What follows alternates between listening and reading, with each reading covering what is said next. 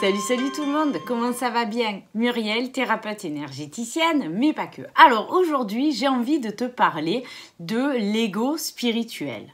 Parce que la question que j'ai envie de te poser, c'est est-ce que tu es vraiment sûr que tu es détaché de ton ego spirituel ou justement est-ce que c'est lui qui te fait croire que voilà, que c'est ok et qu'il est plus là et que tu le vois et que tu négocies avec lui et que tu sais le faire taire, enfin bon voilà, tout ça.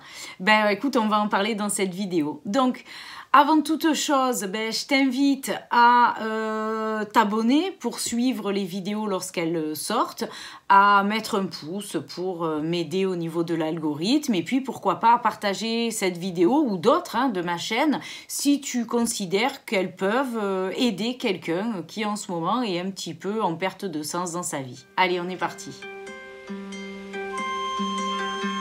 Alors, pour aider à identifier ce qu'est l'ego spirituel, pour que ça parle à tout le monde, je vais te donner les 5 signes où on peut le reconnaître, ce petit ego. Alors, le premier signe, c'est vouloir montrer sa supériorité parce qu'on a fait plein de pratiques, plein de retraites, plein de formations, parce qu'on a rencontré des gens qui sont reconnus, parce qu'on a lu des bouquins, enfin, tu vois, voilà. Donc, on veut étaler sa science. À ce propos, je vais te raconter une courte anecdote qui m'est arrivée au début de mon éveil spirituel. Je vais dans une soirée, un anniversaire, et puis une fille vient vers moi, on entame la conversation, et puis elle me demande ce que je fais dans la vie. Donc je lui dis, je suis thérapeute énergéticienne, et puis j'essaie de développer un peu mon activité, mon explication, parce que je suis pas censée savoir que cette fille est au courant, mais bon, voilà, elle m'avait reconnue au fond de la salle, parce que à cette époque, j'avais plein de bracelets de toutes les couleurs et de toutes les pierres sur le bras, parce que je pensais à ce moment-là que voilà, au plus j'en avais, au plus je serais protégée, ancrée, alignée, tout ça, donc ça m'a aidée au début, mais bon, voilà, maintenant c'est plutôt mon truc.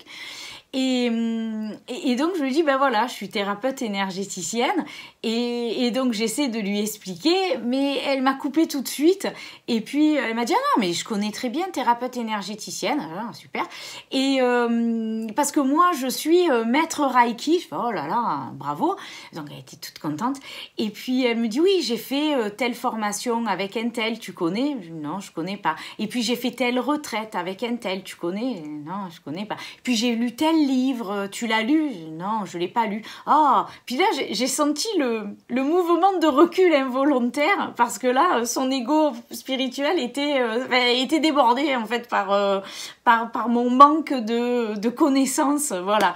Et j'ai bien et la discussion s'est écourtée en fait, elle a tourné les talons et puis elle est repartie parce que visiblement voilà, j'étais pas aussi intéressante que ça parce que pas au même niveau, voilà. Et j'ai bien senti à ce moment-là le poids de son ego spirituel m'écraser complètement au sol, voilà, et c'est là que je me suis dit, ok, c'est ça l'ego spirituel, enfin voilà, c'est là que j'ai compris en fait. Alors le deuxième aspect aussi, c'est qu'on veut convaincre et on veut sauver tout le monde. Parce que comme on a cet éveil spirituel et on est dans notre parcours, on se dit que ça serait dommage que les autres passent à côté de ça. Donc on les force un peu à s'éveiller, à élargir leur conscience, à se connecter avec leur soi supérieur, enfin leur moi supérieur, enfin voilà, on veut tellement que les autres en bénéficient qu'on ne se rend pas compte que qu'on fait un petit peu de forcing parce que chacun son heure d'éveil, si la personne doit s'éveiller, chacun son chemin, chacun son expérience, chacun décide. Et là, étant donné qu'on a l'impression d'avoir de toucher les étoiles, là on se met un petit peu en position de sauveur et on veut décider pour les autres que là c'est le bon moment de s'éveiller. Voilà. Il y a un quatrième point qui est un peu difficile au début à gérer, enfin je trouve, c'est le fait d'utiliser la spiritualité pour fuir ses émotions et ses responsabilités. C'est-à-dire que sous couvert de spiritualité, que tout est juste, tout doit arriver au bon moment, tu vois, en fait, ou dire que c'est ainsi, si on ressent ça, c'est comme ça, si on est confronté à telle ou telle situation, c'est normal. Alors oui, dans un sens, oui, mais il faut quand même regarder, il faut quand même observer s'il n'y a pas un peu une part de responsabilité de notre part là-dedans. C'est-à-dire, oui, tout ce qui nous arrive est juste. Maintenant, si on prend une voiture et qu'on fonce droit dans le mur, ça va faire mal. Donc on n'est peut-être pas obligé de foncer droit dans le mur. On peut peut-être regarder en amont si c'est utile de monter dans la voiture ou pas. Voilà, je ne sais pas si je suis claire, mais on a tendance sous couvert d'être guidé en fait en quelque sorte de passer à côté de nos responsabilités. Ou par exemple de tout accepter sous couvert de cette spiritualité, c'est-à-dire de tendre l'autre joue, d'être dans la compassion, mais trop dégoulinante, pardon pour ceux qui le sont, dans l'acceptation de tout, parce que voilà, tout serait juste. Il y a quand même un équilibre à garder. On a quand même, oui, cette part de spiritualité, mais on a aussi la part humaine qui fait que on est quand même confronté à des situations avec des humains qui des fois ne sont pas super bénéfiques pour nous sur l'instant. Alors après, on peut se rendre compte que oui, c'était une expérience et qu'on a été testé et il fallait vivre cette expérience pour comprendre quelque chose sur nous-mêmes et pour évoluer, ok, mais pas aveuglément, voilà, c'est-à-dire vraiment garder toujours un juste milieu entre l'intention de la personne et, si j'ose, l'intention de l'univers. Voilà, faut pas se perdre non plus et se cacher les yeux, foncer droit dans le mur parce que la spiritualité et tout ça, vous voyez. Et le dernier point qui est aussi assez présent au début, c'est ce besoin en fait d'être reconnu en tant que personne éveillée, d'être validée là-dedans et d'essayer à ce que les gens nous trouvent lumineux, ouverts, connectés, alignés, enfin voilà, tous ces mots-là.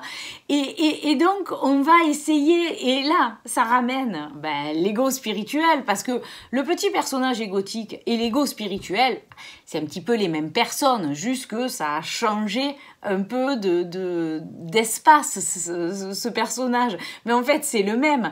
Et donc, on veut tellement que les autres nous trouvent éveillés, lumineux, tout ça, qu'en fait, on va essayer de briller de mille feux, d'en étaler des quantités sur des tartines, de parler avec des mots, voilà, que le commun des mortels n'utilise pas, avec des théories, avec des métaphores, avec, voilà.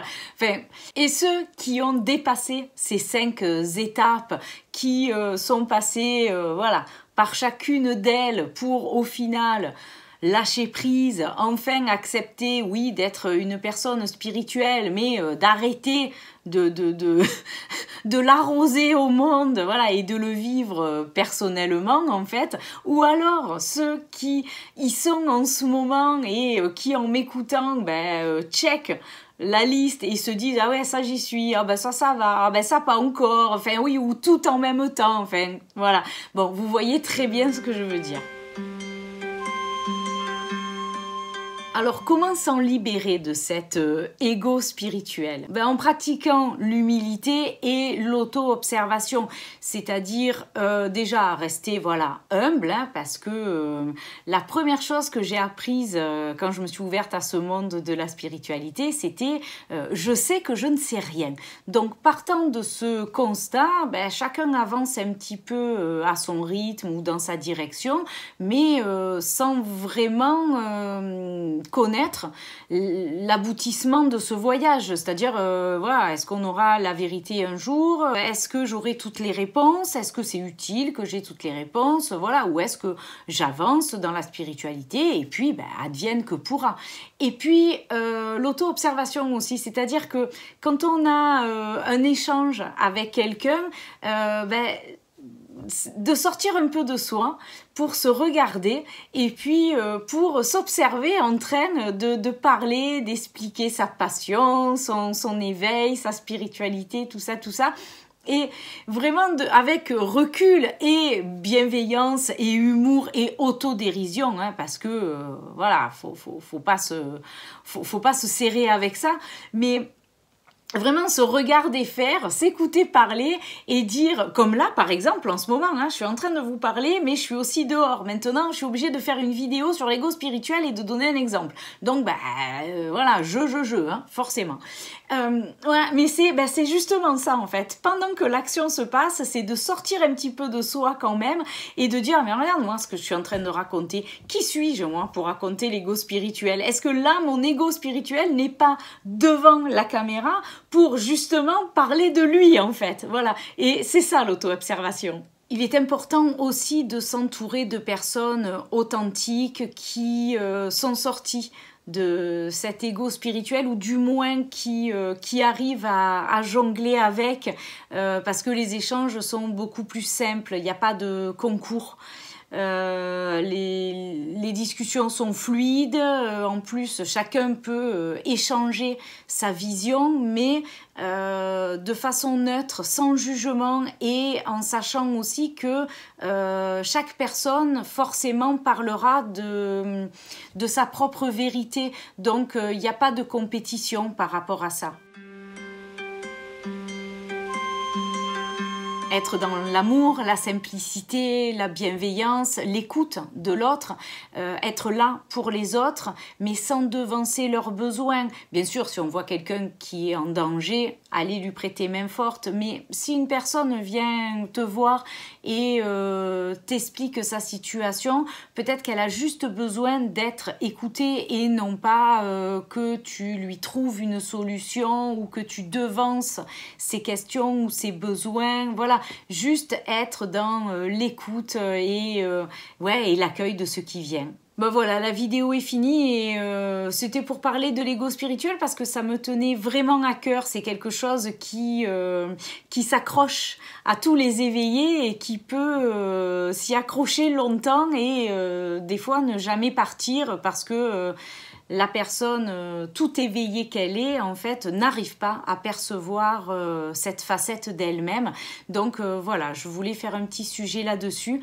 Et n'hésitez pas à me dire en commentaire si vous aussi vous avez été confronté à cet ego spirituel, là où vous en êtes actuellement avec lui, ou si quelqu'un vous a envoyé cette image, si vous avez ressenti chez l'autre cet ego voilà, qui prenait toute la place. Voilà, je serais curieuse d'avoir un petit peu vos retours par rapport à ça, et puis vos expériences d'ego spirituel, comme je l'ai expliqué moi avec le maître Reiki. Peut-être que vous avez aussi des anecdotes à raconter là-dessus, ou vous avez peut-être vous-même été à un moment ce maître Reiki et c'est ok, il n'y a aucun jugement de ma part. En attendant de se revoir, bye bye.